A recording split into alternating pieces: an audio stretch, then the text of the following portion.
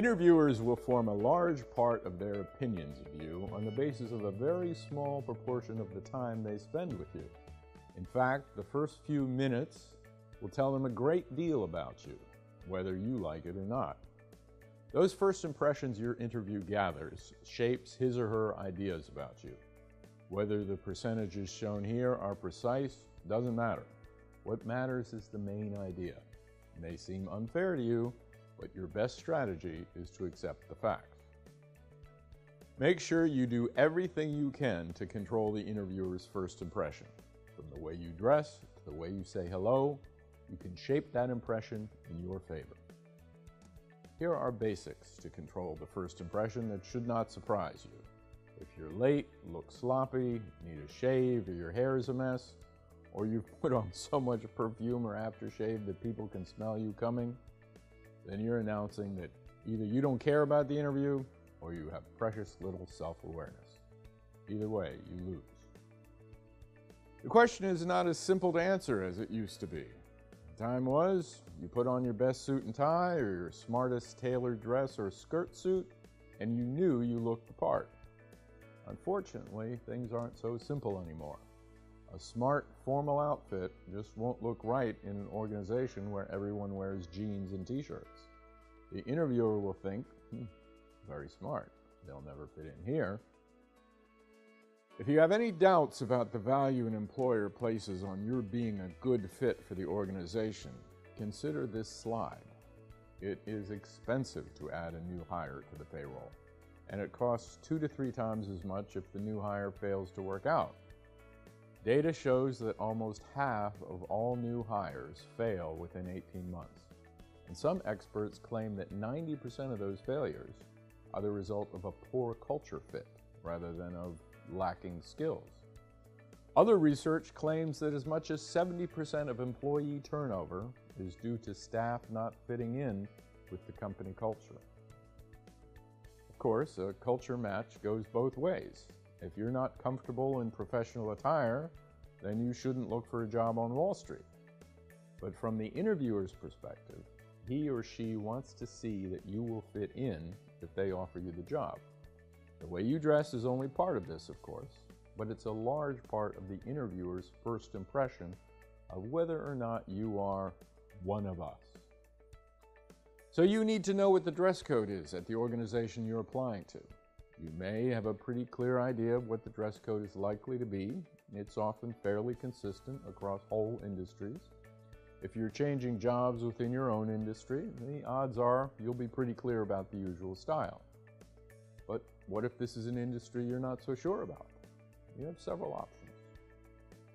If you're lucky enough to know someone who works for the organization, you can ask their advice. If the organization is based nearby, turn up at lunchtime or at the end of the workday and watch people leaving the building to see what they're all wearing. Look through sales brochures, annual reports, and the company website for photos of management and staff. You could post the question on Quora. But failing all that, the answer is the same as usual. Ask. When you're phoning your contact, the interviewer, their assistant, or their secretary, ask them what the company dress code is. As always, they won't mind being asked, and they'll be impressed by your taking initiative. So what to wear then? Just because you found out what the regular employees wear doesn't mean you're going to wear the same thing. It's not quite that simple. After all, you're not a regular employee yet. You're an interviewee who needs to look as if you're making an extra effort. So dress a notch above the employees. Unless they're already in business formal, then dress like them. You can see here rough guidelines for men. For men, either you wear a tie or you don't. Either you wear a jacket with the tie or you don't. And if you're dressing in professional attire, you wear a suit and tie. By suit is meant a jacket and trousers made of the same fabric and designed to be worn together. Here you can see guidelines for women. There's less of a sliding scale for women, so the choice may be a bit more straightforward.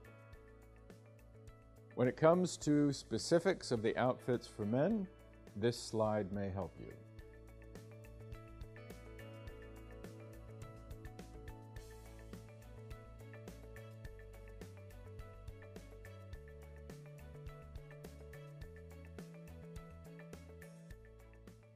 For women, you can refer to this slide.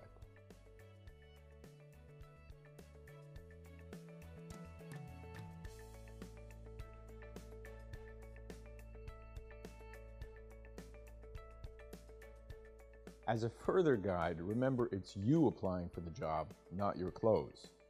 Don't let your appearance overpower your personality. You can wear bright colors, but don't wear something so unusual it steals all the attention.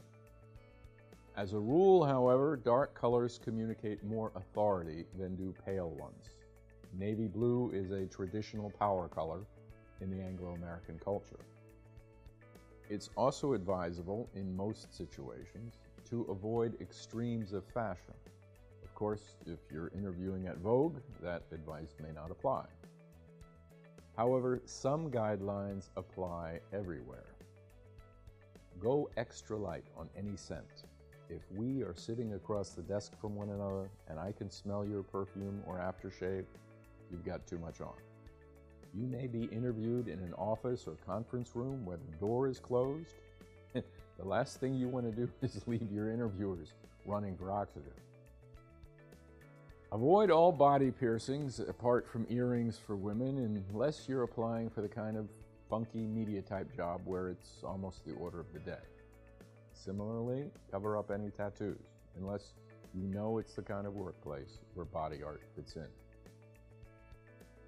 When you arrive for the interview, a few minutes early, ask the receptionist to direct you to somewhere where you can freshen up. Take a moment, check your clothes, straighten your hair. Women, make sure your hair is pulled away from the face so the interviewer can see your face. The same applies for men. It is worthwhile, if you're a woman, to take along a spare pair of pantyhose if you're wearing pantyhose. Likewise, if you're a man, it's worth bringing along a spare tie in case you spill food or drink on the first one. As well as the way you look, the way you greet the interviewer will also be an important part of the first impression you create. So be ready to exude warmth and confidence as soon as you see them. The key points to remember are: smile, make eye contact with the interviewer, offer a hand to shake as soon as they introduce themselves, say hello, pleased to meet you, or whatever phrase you feel comfortable with. Shake hands firmly and with all the interviewers if there's more than one. A weak handshake gives a very poor impression. An overly strong handshake does as well. If you need to, practice with a friend until you're sure yours is confident and strong. And wait to be invited before sitting down. An important point that many applicants fail to realize is that secretaries, receptionists, and administrative assistants who you meet before the interview often play an important role in the process.